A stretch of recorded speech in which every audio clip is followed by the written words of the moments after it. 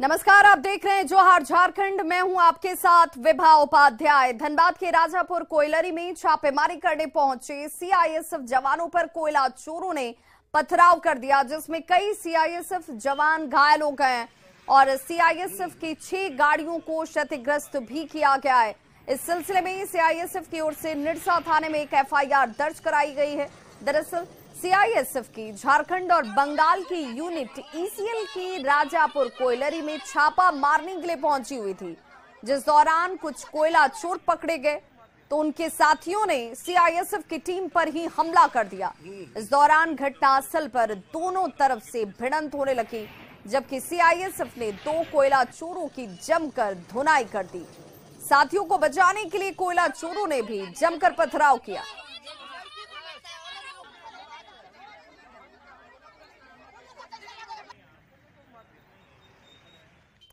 पश्चिमी सिंहभूम के गोइलकेरा में नक्सलियों ने आईईडी बिछा रखा था और इसी दौरान बाजार जाते समय एक युवक आईईडी की चपेट में आ गया। घायल युवक को इलाज के लिए फिलहाल सदर अस्पताल भेजा गया है। कटंबा और आहासरा में पुलिस सर्च ऑपरेशन चला रही थी, जिस दौरान पुलिस जवानों को नुकसान पहुंचाने के मकसद से नक्सलियों ने यहां पर आईईडी बिछा रखा था।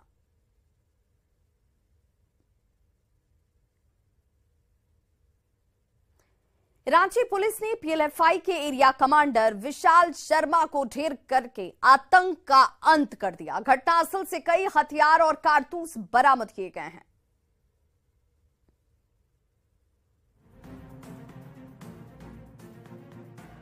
ठाकुरगांव का मुंडा टोली उस समय गोलियों की तड़तड़ाहट से गूंज उठा, जब रांची पुलिस की आत्मसमर्पण करने की अपील को ठुकराकर पीएलएफआई नक्सली धुआंधार फायरिंग करने लगा। जवाब में रांची पुलिस भी गोलियां बरसाने लगी, जिसमें पीएलएफआई का खूंखार एरिया कमांडर विशाल शर्मा मारा गया। जैसे ही एनकाउंटर की खबर फैली, घटनास्थल पर मुंडला टोली के ग्रामीणों की भीड़ उमड़ने लगी। ये बाइक है जिस बाइक से जो विशाल शर्मा है वो चला करता था और यहाँ भी वो रंगदारी के सिलसिले में पहुंचा था। हालांकि रात में वो अपने गुट के लोगों के साथ बैठा हुआ था, जिसकी जानकारी पुलिस बलों को मिली, जिसके बाद उस पर कार्रवाई की गई और मुठभेड़ के बाद विशाल शर्मा को मार गिराया गया। पूरे इलाके में फिलहाल पुलिस और एफएसएल की भी टीम मौजूद है। फॉरेंसिक की भी टीम यहाँ पहुंच चुकी है। हथियारों की भी जांच की जा रही है। रातू, बुढ़मू, नगड़ी और नामकुम के गांव-गांव में आतंक का पर्याय रहा। पीएलएफआई नक्सली विशाल शर्मा रंगदारी वसूलने के लिए ठकुर गांव गया था।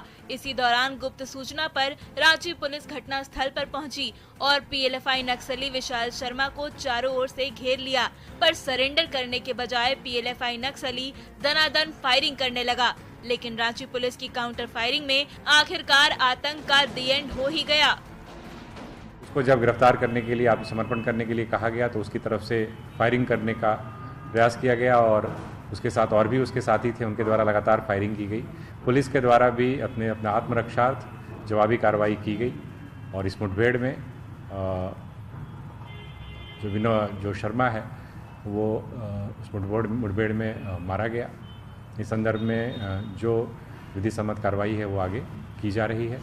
सर्च ऑपरेशन झारखंड जगुआर की टीम के साथ मिलकर के वहां पर लगातार चलाया जा रहा है। रांची के गांवों में सालों तक आतंक का साम्राज्य चलाने वाले पीएलएफआई नक्सली विशाल शर्मा के खात्मे से रांची पुलिस ने राहत की सांस ली है, तो इससे पीएलएफआई जैसे खूंखार नक्सली संगठन को करारा झटका लगा है। ओम प्रकाश, न्यूज़ 18, रांची। रामगढ़ के बड़का गांव की कांग्रेस विधायक अंबा प्रसाद बुलेट की सवारी करती नजर आई। अंबा प्रसाद पालू पंचायत के महुआ टोले के दौरे पर निकली थी और इस दौरान वो बुलेट पर सवार होकर कई गांवों तक पहुंची। उनके साथ कांग्रेस कार्यकर्ताओं का हुजूम चल रहा था और इससे पहले भी अंबा प्रसाद ने घोड़े की सवारी करके खूब सुर्खियां बटोरी थी। उन्हें ट्रैक्टर चलाते हुए भी कई बार देखा गया है। इस बार बुलेट पर सवार अंबा प्रसाद रामगढ़ के गांव और टोलों में घूमती रही।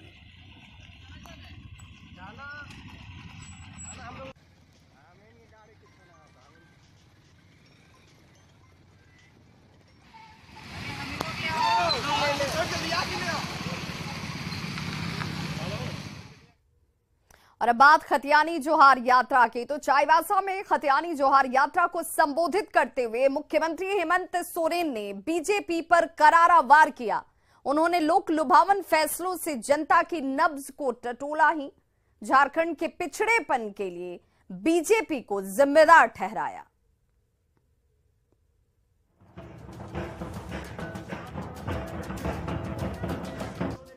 खतियानी जोहार यात्रा के मौके पर चाईबासा का खुटकुट्टी ग्राउंड हरे रंग में रंगा नजर आया।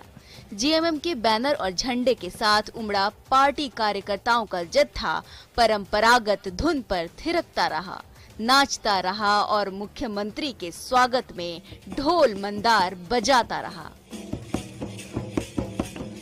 आखिरकार इंतजार खत्म हुआ और मुख्यमंत्री हेमंत सोरेन सभा स्थल पर पहुंचे। माइक संभालते ही सीएम ने बीजेपी पर निशाना साधकर कोलाहल की जनता की नब्ज टटोलने की कोशिश शुरू कर दी।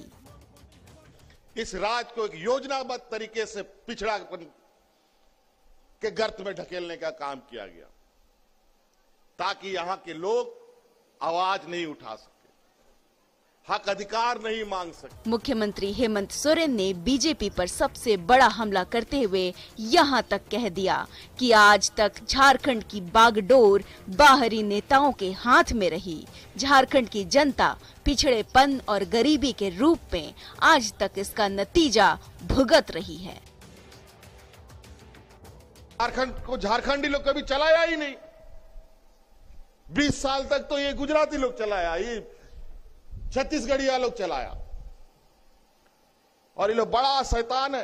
बड़ा होशियारी से 2-4 गो अपना आदिवासी झारखंडी एजेंट बना लेता है, अपने साथ बैठा लेता है, तो हम लोग का आदिवासी भाई लोग को भी फूल के कुप्पा हो जाता है। मुख्यमंत्री हेमंत सोरेन ने ये भी कहा कि पहली बार झारखंड का बेटा झारखंड की सरकार चला रहा है, पर बीजेपी को ये रास नहीं आ रहा और इसलिए उनकी सरकार को परेशान करने के लिए नई नई साजिश रच रही है।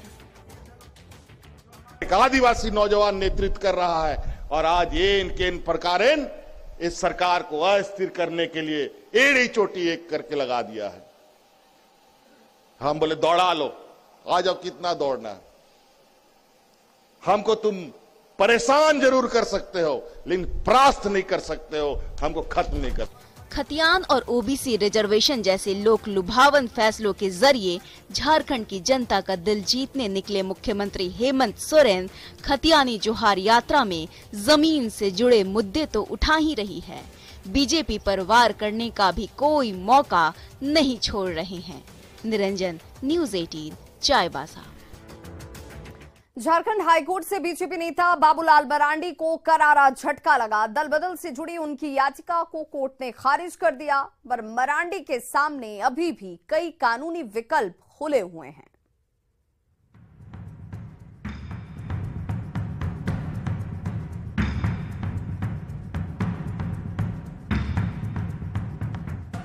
दल बदल केस में बीजेपी नेता बाबूलाल मरांडी को झारखंड हाईकोर्ट से तगड़ा झटका लगा। उच्च न्यायालय ने उनकी याचिका को ये कहते हुए खारिज कर दिया कि फिलहाल स्पीकर न्यायाधिकरण में मामले की सुनवाई चल रही है, इसलिए झारखंड हाईकोर्ट इसमें हस्तक्षेप नहीं कर सकता। पर स्पीकर कोर्ट के फैसले के बाद बाबूलाल जरूर न्यायालय का दरवाजा खटखटा सकते हैं। अब उनके सामने 2 विकल्प बचे हैं, वे या तो झारखंड हाईकोर्ट की डिवीजन बेंच में फिर से अपील करें या फिर सुप्रीम कोर्ट से गुहार लगाएं। उसके बाद अब बाबूलाल जी के पास विकल्प खुले हैं, वो सर्वोच्च न्यायालय भी जा सकते हैं, इसको चुनौती दे सकते हैं और आगे भी कई चुनौती देने के लिए उनके पास विकल्प खुले हुए हैं। बाबूलाल मरांडी ने साल 2019 का विधानसभा चुनाव जेवीएम के सिंबल पर लड़ा था। चुनाव के बाद उनकी बीजेपी में वापसी हुई। इसके बाद से झारखंड विधानसभा अध्यक्ष के न्यायाधिकरण में उनके खिलाफ दल बदल का केस चल रहा है, जिसे दी गई चुनौती को कोर्ट ने खारिज कर दिया। पर बीजेपी ने कहा कि पार्टी हर हाल में बाबूलाल मरांडी के साथ खड़ी है। निर्णय का हम सम्मान करते हैं।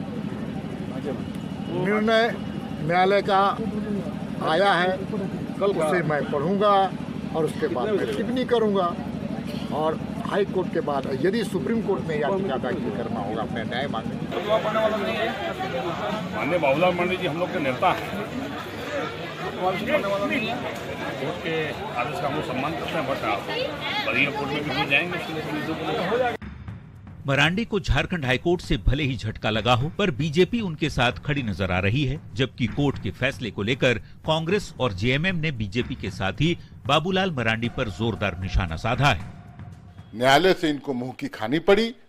इनको अब समझ में आया होगा कि जो भी कार्रवाई हो रही है वो संविधान सम्मत, कानून सम्मत कार्रवाई हो रही है और विधानसभा अध्यक्ष पर भरोसा करना चाहिए उनको और उनके फैसले का इंतजार करना चाहिए। लग रहा है कि हमारी सदस्यता बहुत जल्द जाने वाली है, तो कैसे हमारी सदस्यता एन केन प्रकारेण बचे, उसका एक षड्यंत्र ये रच रहे हैं। लेकिन हम धन्यवाद देना चाहते हैं माननीय उच्च न्यायालय को, जिन्होंने लोकतंत्र को फिर से अपने फैसले पर मजबूत किया है।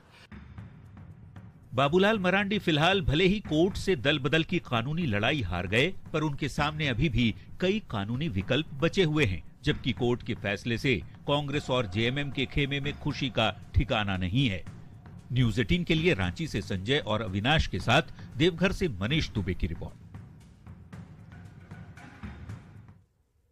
देवघर में प्रदेश कार्य समिति की मीटिंग में बीजेपी ने मिशन 2024 का एक्शन प्लान तैयार किया, तो हेमंत सरकार की नीतियों पर भी करारा वार किया।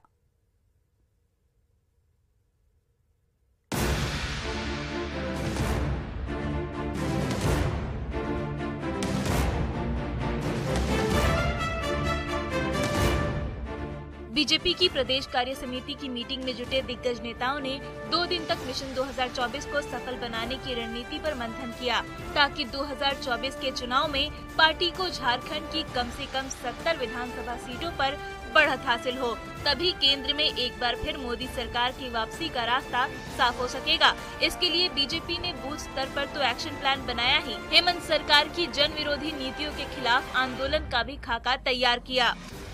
हेमंत सोरेन की सरकार के खिलाफ उलगुलान का, तो उस उलगुलान का एक ही नारा है, हेमंत हटाओ, झारखंड बचाओ, झारखंड बचाओ, झारखंड बचाओ।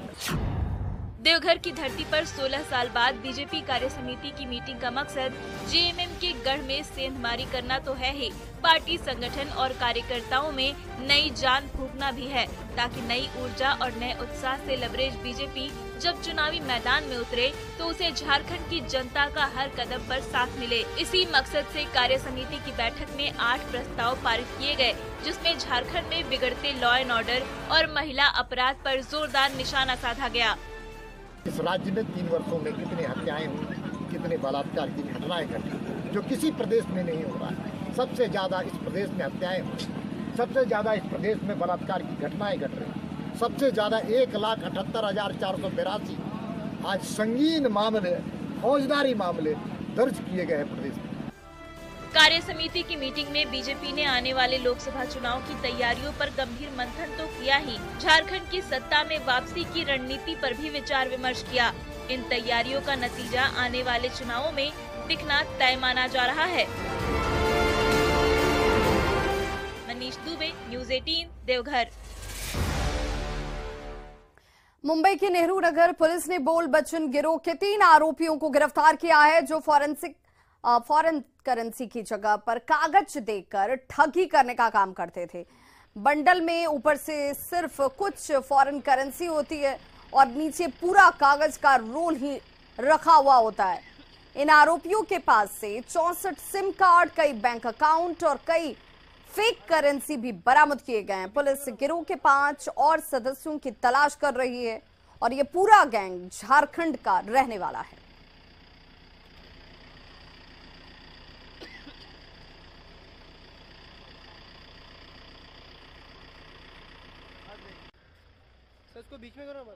ये बोल बच्चन गैंग है जो लोगों को सस्ते में या कम कीमत में जो फॉरेन करेंसी है वो करेंसी देने का उनको लालच बताती है और लालच दिखा के उनसे पैसे ऐंठती है। ये गैंग जो है इसमें अब तक हमने 5 और ऑफेंसेस इससे डिटेक्ट किए हैं और बाकी बचे जो 5 एक्यूज्ड है उनकी हम कोशिश कर रहे हैं कि उनको भी अरेस्ट करें।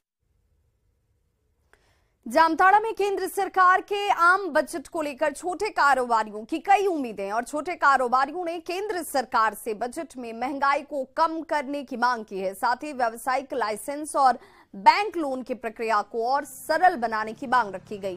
कारोबारियों से बातचीत की संवाददाता सुमन भट्टाचार्य ने।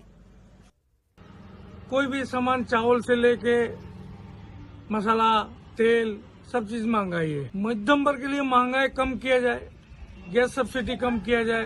आटा चावल का दाम सबसे पहले घटाना चाहिए। तेल, सरसों का तेल 180 रुपया किलो बिक रहा है, 165 रुपया।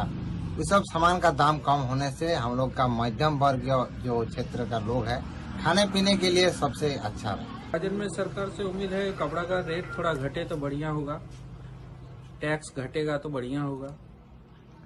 तो अभी क्या स्थिति है आपके मत? अभी स्थिति थोड़ा खराब है, रेट ज्यादा बढ़ने के चलते थोड़ा फीका है। तो टैक्स अगर सरकार घटाए तो इससे आपको क्या फायदा होगा? टैक्स घटेगा तो थोड़ा बिक्री ज्यादा होगा, मुनाफा आएगा। सरकार से छोटा व्यापारियों का मांग है कि सरकार कम से कम छोटा छोटा लाइसेंस बहुत इजी गोइंग प्रोसेस से लोगों को मिले, लोग छोटा छोटा व्यवसाय जैसे बहुत अच्छे ढंग से कर पाए। मेरा सुझाव ये है कि छोटे व्यवसायियों के लिए जो छोटे व्यवसाय में जो गुड्स लगता है, सामान लगता है, वो हम लोग को मतलब लोकल मार्केट में अवेलेबल नहीं मिलता है। जैसे अपना डिस्ट्रिक्ट में अगर स्टोर रहा, बड़ा गोदाम रहा, वहाँ से हम यहाँ लाए तो हम लोग का खर्चा भी कम होगा। देश के 17 राज्यों और केंद्र शासित प्रदेशों के 50 शहरों में एक साथ ट्रू 5G लॉन्च करके रिलायंस जियो ने एक नया रिकॉर्ड बनाया है। इसके साथ ही जियो ट्रू 5G नेटवर्क से जुड़ने वाले शहरों की संख्या 184 तक पहुंच गई है। झारखंड का धनबाद आज से जियो ट्रू 5G से जुड़ चुका है। नेशनल कैपिटल रीजन के शहरों के साथ हरियाणा के 3 शहर, उत्तर प्रदेश के 4 शहरों में जियो ट्रू 5G सेवा शुरू हो चुकी है और इसके अलावा आंध्र प्रदेश के 7, ओडिशा के 6, कर्नाटक के 5, छत्तीसगढ़, तमिलनाडु और महाराष्ट्र के 3-3, राजस्थान और पश्चिम बंगाल के 2-2 और असम, केरल, पंजाब और तेलंगाना का 1-1 शहर भी जियो ट्रू 5G नेटवर्क से कनेक्ट हो चुका है। इस लॉन्च के साथ ही गोवा और पुडुचेरी भी 5G के मैप पर उभर आए हैं।